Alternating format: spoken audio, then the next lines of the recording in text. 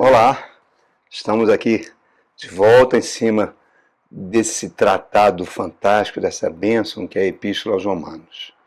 Estamos no capítulo 10, iniciando o capítulo 10, onde o apóstolo Paulo novamente vai tratar a questão dos judeus que não se converteram a Cristo, né? E vamos começar então lendo os dois primeiros versos desse capítulo 10, que diz o seguinte: Irmãos, o desejo do meu coração e a minha oração a Deus pelos israelitas é que eles sejam salvos, pois posso testemunhar que eles têm zelo por Deus, mas o seu zelo não é conforme o conhecimento. Olha que coisa, irmãos. Olha o capítulo 12, o que ele fala aqui para nós, a partir do verso 11, ele diz assim: nunca falte o zelo, sejam fervorosos no espírito, sirvam o Senhor. Título da nossa mensagem, mensagem número 65 da Epístola aos Romanos, é zelo, zelo. Né? Recentemente tivemos Dia das Mães, e uma mãe é um exemplo de zelo, né? Porque uma mãe ama seu filho, tem cuidado, tem preocupação com ele, pelo seu bem-estar, né? Tiago capítulo 4, verso 5, diz que o Espírito Santo também tem zelo de nós, ele cuida de nós, ele se preocupa conosco, né? Então, por quê? Porque quem ama, zela. Agora, o zelo correto, né, o zelo certo, sempre tem como requisito um equilíbrio emocional. Porque se ele for excessivo, ele vai proibir tudo.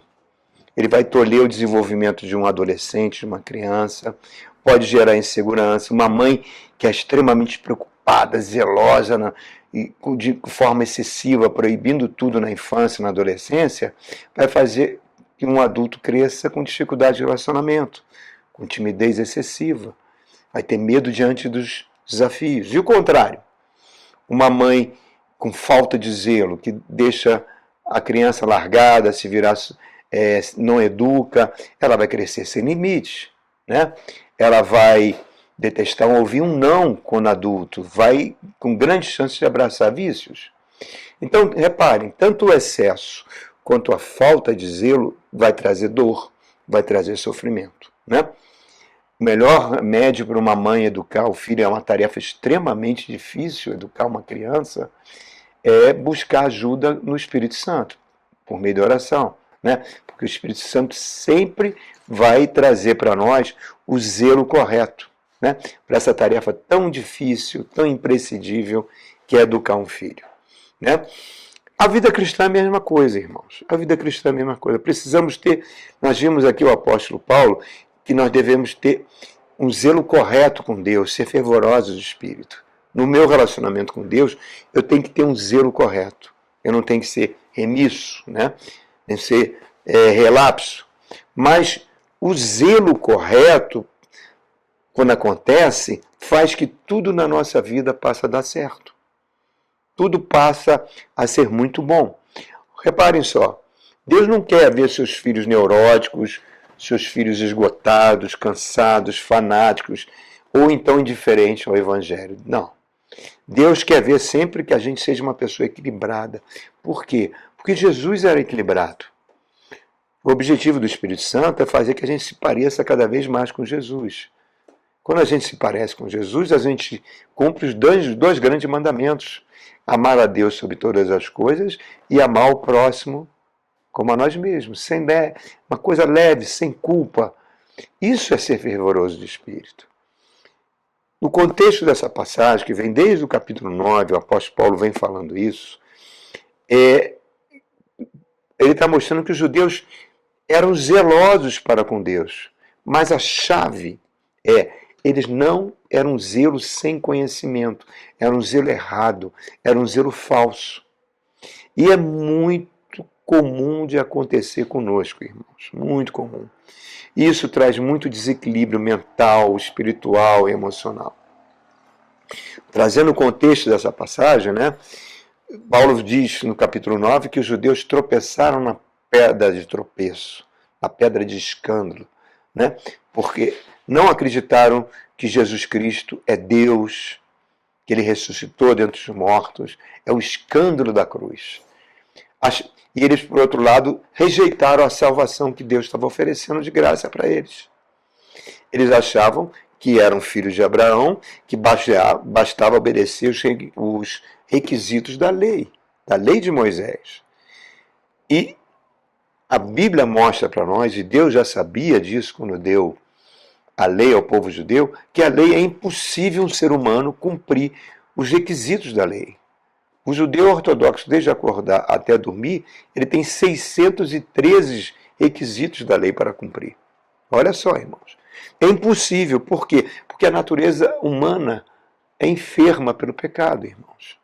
Então eles achavam que agradavam a Deus. Era uma forma de autossalvação. E Jesus já tinha declarado que a salvação é algo impossível aos homens. Somente Deus salva o ser humano. Então, nesse verso 1, verso 2, nós vemos que, primeiro, que o apóstolo ama o povo judeu. Ele já tinha dito isso no capítulo 9, que ele preferia até ser lançado no inferno se conseguisse salvar o seu povo judeu. Ele tem amor pelos judeus incrédulos. Ele entende que eles não estão entendendo o plano da salvação. Ele não acusa, não aponta o dedo para eles. A esperança é que eles venham ouvir o evangelho e se convertam. O apóstolo tem esse espírito de um pastor amoroso, irmãos, que se preocupa com as almas. Coisa extremamente difícil hoje em dia. E olha que os judeus odiavam ele, queriam matá-lo, mas ele não guarda ressentimento. Ele não agride, ele acha que estão cegos. O diabo cegou eles, não adianta perder a paciência com eles. São vítimas do diabo. Então, trazendo isso para os nossos dias, uma questão para nós, será que nós podemos também ter um zelo sem conhecimento? Um zelo falso para as coisas de Deus? Claro, sim. Não ter entendimento. Olha só, os judeus conheciam as Escrituras, somente os fariseus, as Escrituras sagradas de cor. De cor. Mas Jesus falou, as Escrituras falam sobre mim. E vocês não conhecem as Escrituras, olha só. Por quê? Porque vocês, lá em Mateus 23, capítulo 15, ele fala, vocês dão volta ao mundo para fazer um discípulo, eles chamam de prosélito, né? Faziam isso com os gentios, os judeus tinham aquela preocupação. Hoje eles não fazem mais prosélitos, mas antigamente ele tinha a preocupação de que os gentios abraçassem a lei de Moisés, né? E fossem salvos. E Jesus, vocês dão volta ao mundo para fazer um prosélito, um discípulo, e quando vocês o fazem, tornam ele filho do inferno. Olha só, irmãos. Por quê? Porque o ensino que eles passavam, apesar de tanto conhecimento das Escrituras, falhava em dois grandes pontos: amor e misericórdia. Zelo sem amor, zelo sem misericórdia é um zelo fanático. A história nos mostra aí na Segunda Guerra Mundial que os pilotos dos aviões japoneses, na Segunda Guerra, criam que o imperador do Japão era um deus. E que se eles morressem, dessem a vida pelo imperador, na outra vida teriam uma vida maravilhosa. E aí se tornam kamikazes. Eram aqueles pilotos suicidas que lançavam os seus aviões sobre os navios de guerra americanos. Quer dizer, não se importavam com a vida. Que nem recentemente os homens-bomba, mesma coisa, né? O que é isso? É um zelo fanático. O apóstolo Paulo fala também, eu tive esse zelo. Quando eu era Saulo, eu queria destruir a igreja porque eu achava que estava tendo zelo por Deus. A história da igreja mostra que um zelo falso trouxe morte, as cruzadas, a Inquisição portuguesa, a Inquisição espanhola, torturando pessoas que não aceitavam Jesus. E hoje em dia, esse falso zelo, ele traz heresias terríveis. Por quê?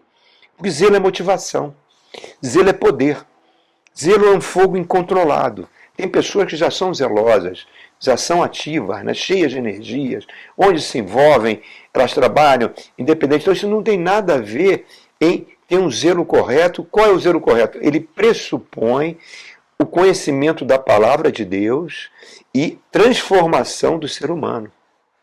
Transformação do ser humano na imagem e semelhança de Jesus. Hoje nós temos milhares de igrejas evangélicas no Brasil que não podem ser chamadas de igreja. São verdadeiras seitas evangélicas. com milhares de membros. Por quê? Porque manipulam a palavra de Deus, só utilizam o Antigo Testamento com ênfase em prosperidade, em vencer a todo custo, citando exemplos de Abraão, Davi, Salomão, foram ricos. O Antigo Testamento, sem associar a Jesus Cristo, ele não tem efeito nenhum sobre nós. Ordenam que os seus membros fazem sacrifícios, e o Evangelho diz que o último sacrifício foi feito na cruz do Calvário por Jesus. Então surge campanha disso, campanha daquilo, fogueira disso, fogueira daquilo, retiro disso, encontro de empresário, enfim, tudo completamente fora da Bíblia. Pastores e youtubers. Vemos agora, recentemente, essa história do pastor Mirim, que chocou, né? Pastores que são coaching, que muitas vezes fazem retiros que cobram peso de ouro, utilizando as emoções das pessoas. As pessoas choram, se emocionam. Teve recentemente uma cientista social que ela foi participar desse coach evangélico num retiro fim de semana para fazer um artigo para o UOL. Pagou a inscrição caríssima, e o que ela fala é impressionante como eles produzem uma reação tão grande na pessoa de choro, de emoção, para que as pessoas, no final, comprem um produto deles a peso de ouro. E ela conclui: eu não vi, em momento algum, ensinar o que Cristo falava sobre amor e misericórdia. É um produto que visa o financeiro, que não visa as almas, irmãos. O zelo correto faz você ouvir a palavra, aplicar a palavra nas nossas vidas, e o Espírito Santo vai trabalhando para produzir amor e misericórdia. O apóstolo Paulo fala em 2 Timóteo, capítulo 4, verso 3, que nos últimos tempos as pessoas que se dizem cristãs vão ter um zelo tão errado que vão permitir que doutrinas de demônios sejam ensinadas para elas. O que é uma doutrina de demônio, irmãos? Alguns acham que doutrina de demônio é satanismo, é magia negra, é entrar no cemitério. Não é isso, irmãos. Isso é um nível muito baixo. Doutrina de demônio é você pegar o evangelho e distorcer de tal forma, irmão, de tal forma, que ele não vai produzir amor e misericórdia nas pessoas. É a mensagem para ser vencedor, é a mensagem para enriquecer, é uma mensagem que não saiu da boca de Jesus Cristo nem de seus apóstolos. Não tem nada a ver com a doutrina dos apóstolos de Jesus. É uma mensagem que não tem nada a ver com o Novo Testamento. O zelo correto era aquela sinagoga de Bereia, quando o apóstolo Paulo chegou lá, explicando, pregando que Jesus é o Cristo. O que fizeram os membros da sinagoga? Paulo, estamos achando a sua mensagem maravilhosa, mas mostra aqui, nas Escrituras, o que você está falando. Se está de acordo com as Escrituras. E o livro de Atos chama essas pessoas de nobres, fiel às Escrituras. Nunca digam, irmão, que homem de Deus, que mulher de Deus. Não, o Novo Testamento manda a gente ser cauteloso com relação a isso. É aquilo que Jesus falou, ter a mansidão da pomba e a prudência da serpente. Certa feita eu congreguei numa igreja assim que eu cheguei aqui em Brasília, onde havia um festival de louvor. Os membros faziam louvores e havia uma premiação no final do ano para os louvores mais bonitos. Tinha um determinado diácono da igreja que fazia louvores maravilhosos, coisas lindas. Nossa, as pessoas ficavam impactadas com aqueles louvores. Que letra, que homem de Deus maravilhoso, né? Ele era bem grandão, forte, muito doce, falava com as pessoas com muita doçura. Um dia a sua esposa pediu gabinete com o pastor e falou que ele a espancava quase todo dia com uma toalha molhada para não deixar marcas, irmãos. Não fiquem dizendo, é de Deus, não é de Deus, que mulher de oração. Não façam isso, irmãos. Nós vivemos numa época que tem muito lobo no nosso meio. Muitos pastores lobos, líderes lobos, É uma época de busca de emoções, de experiências espirituais. Parece um verdadeiro circo evangélico, irmãos. Pregadores tipo TikTok, como esse que nós vimos agora recentemente. E o pior não é essas pessoas fazerem isso. O pior são os membros dizerem amém. É um zelo falso, tanto de quem prega como de quem ouve. Então essa é a característica primeira do zelo errado. Ele é dissociado da palavra de Deus. Segundo, ele é sempre imposto por alguém, para nos levar a um modelo. Muitas vezes usa o medo do diabo, versículo fora de contexto. É característica da seita. Olha, se um dia você tiver curiosidade, entre no YouTube e veja vários documentários tem ali sobre Jim Jones, um pastor americano da década de 70 e 80, né, que tinha a igreja Templo dos Irmãos. Ele começou... A igreja, se você entrasse naquela igreja, você ficava impactado. Ele jogava o paletó, várias pessoas caíam, algumas levantavam de cadeira de rodas, não sei se era fake ou verdadeiro. Em suma, essa igreja foi crescendo, crescendo tanto, atingindo todos os Estados Unidos, tá? E depois ele mesmo foi se achando tão espiritual que ele podia ter, procurava os diáconos e dizia que queria ter relações sexuais com as esposas dele. E os caras deixavam, por causa da unção que estava nele. E esse homem, como todo grande televangelista, né, começou a enriquecer e não declarar a sua riqueza, e o fisco americano foi em cima dele, com ameaça de prisão. Quando ele viu que ia ser preso, ele comprou um grande terreno na Guiana Inglesa e convenceu os seus membros para se mudarem para lá porque estavam sofrendo perseguições do diabo. E 1000 pessoas foram, irmãos. Largaram os seus negócios e foram congregar na Guiana. O que aconteceu? O FBI, junto com a Receita Federal, foram prender ele na Guiana. E quando estava entrando no sítio, ele viu que ia ser preso. Você vê na mensagem, no vídeo, ele falando pelo alto-falante da igreja, né? E no dia de ceia, ele passa uma pílula de cianureto para cada membro e diz: hoje nós vamos encontrar Jesus Cristo, vamos entregar nossa vida agora para Ele e vamos vir com o corpo ressuscitado. Levou 1000 pessoas ao suicídio, irmãos, inclusive ele próprio. Quer dizer, reparem como as pessoas se adaptam ao modelo. Aqui no Brasil mesmo a gente vê bispo que falava com a mão assim para trás, e todos os bispos da igreja falam com a mão para trás, imitando o trejeito dele. É algo imposto por alguém, é um zelo falso. Terceiro, ele é organizado para se manter. O estímulo vem dos outros, não vem do evangelho. Ele tem mais ênfase no fazer do que no ser. Você fazer coisas para a igreja, para se santificar. E muitas vezes é um legalismo que vai na frente da verdade. Exagera realizações ao invés do ensino bíblico. Isso que nós estamos falando aqui, mensagem de número 65 de Romanos, é um verdadeiro absurdo para essas igrejas, irmãos. Eles desprezam o ensino bíblico. O que importa é ficar ativo.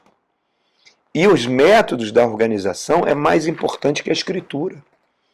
Técnicas de células para caçar membro, para trazer membro. Uma vez, irmãos, eu encontrei uma senhora, crente de muitos anos, que me procurou e falou: pastor, a minha filha casou com um líder de célula de uma igreja aqui perto, aqui em Brasília, uma igreja grande. E ele era o líder da célula, ela se apaixonou por ele, ele casou com ela, a vida dela virou um inferno. Bullying diário. Tudo que ela come, ela vomita, ela está pele e osso, eu tenho medo que ela morra. Pessoas fanáticas, neuróticas, são colocadas como líderes totalmente desequilibrados, irmãos. Quando eu já contei essa história porque me chocou tanto, eu vou repetir.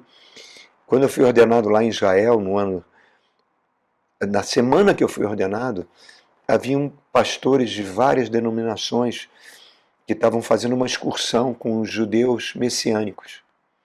E eu sentei na mesa de um dos 12 apóstolos, olha só, 12 apóstolos daquela igreja lá de Manaus, que eu não vou falar o nome, disse ela que tem milhares de membros, né? E o fundador criou 12 apóstolos e cada um tem 12 subordinados assim, assim por diante. Não sei por que usa o título apóstolo, porque só pode usar o apóstolo quem viu Jesus Cristo ressurreto. Eu acho que não era o caso desse cidadão que estava na mesa comigo. Mas eu fiz uma pergunta para ele. Uma pergunta muito simples. Como uma pessoa é ordenada pastor na sua igreja? Quais são os requisitos? E ele falou isso de forma tão aberta para aquelas pessoas que estavam na mesa. Se ele for um líder da célula que consegue arrecadar muitos dízimos, ele é ordenado pastor. Olha que coisa diabólica e absurda, irmãos. Isso é um zelo diabólico. Isso é um ensino de demônios, irmãos. O zelo falso, outro aspecto dele, ele é muito superficial. Eu vou à igreja porque é legal. Eu vou à igreja porque o pastor conta muita piada, me faz rir. Eu vou à igreja porque ele faz muito churrasco. Eu vou à igreja porque ele joga futebol com a gente depois, anda de kart. Em suma, a comunhão é importante, não estou dizendo que não seja. O social, a alegria, tudo é mais importante. E aí as pessoas vão perdendo a reverência, o senso da presença de Deus, meu irmão. E ficam na mão dessas pessoas. E normalmente eu já conheci várias pessoas que saíram de igrejas sérias, que pregavam a palavra. E, meu marido gostou daquele pastor e seguiu para lá. E a vida desandou, irmãos. Financeiramente, emocionalmente no casamento, enfim. E precisamos testar o nosso zelo. Se ele é falso, ele é autoconfiante. É zelo de coaching, né? Pessoas que adoram profecias, que não suportam o ensino bíblico.